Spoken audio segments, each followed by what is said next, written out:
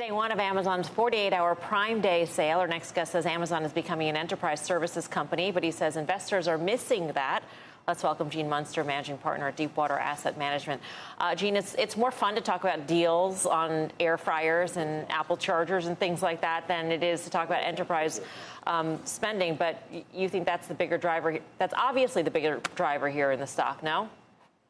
It is, Melissa. In this business, the retail business, keep in mind 3/4 of Amazon's total revenue. It's largely been forgotten based on some of the ups and downs with AWS and the advertising business.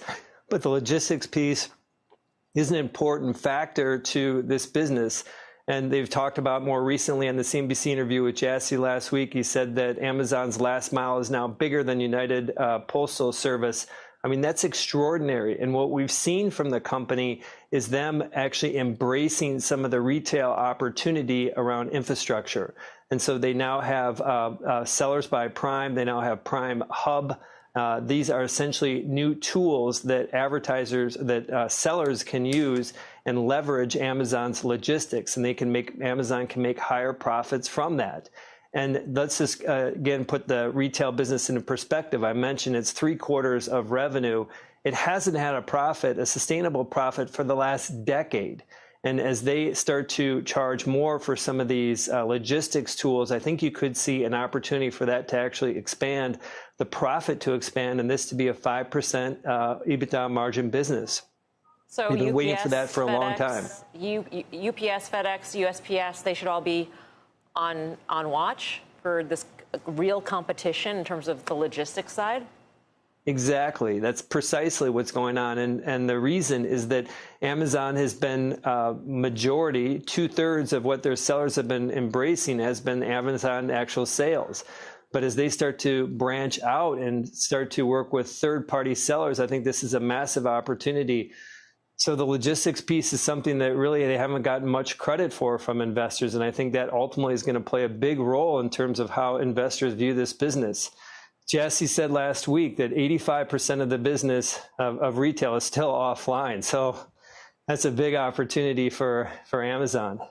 Surprised that number is that high. I'm curious though, Gene, as at least North America, U.S. reaches saturation in terms of Prime memberships. How are you thinking about how Amazon can go deeper into trying to develop recurring revenues aside from the logistics piece of it? Could there be other Prime subscribership, Prime memberships offered for other Amazon services?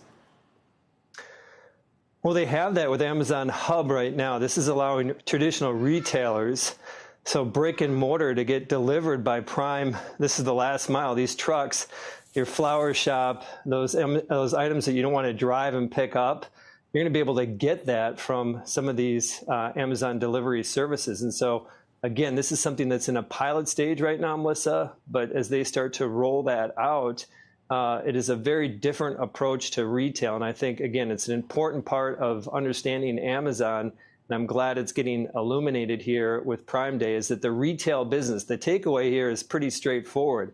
Retail business is a big opportunity for Amazon investors, and specifically around logistics outside of some of the excitement that we see in some of these deals. I want them to do Prime Grocery, Gene, for Whole Foods and Amazon Fresh. That's my hope. They started charging for the deliveries. Best deals, Gene? Joe wants to get an Apple charger. Melissa, on the deal side, a couple quick fun facts for all of us on Prime Day is that the growth in Prime Day is about 4x normal than a typical Amazon day. So they're going to do about 7 to 8% of the quarter's retail business over the next 2 days. And separately, if you're curious, the top 10 deals, 5 of those top 10 deals are Apple products.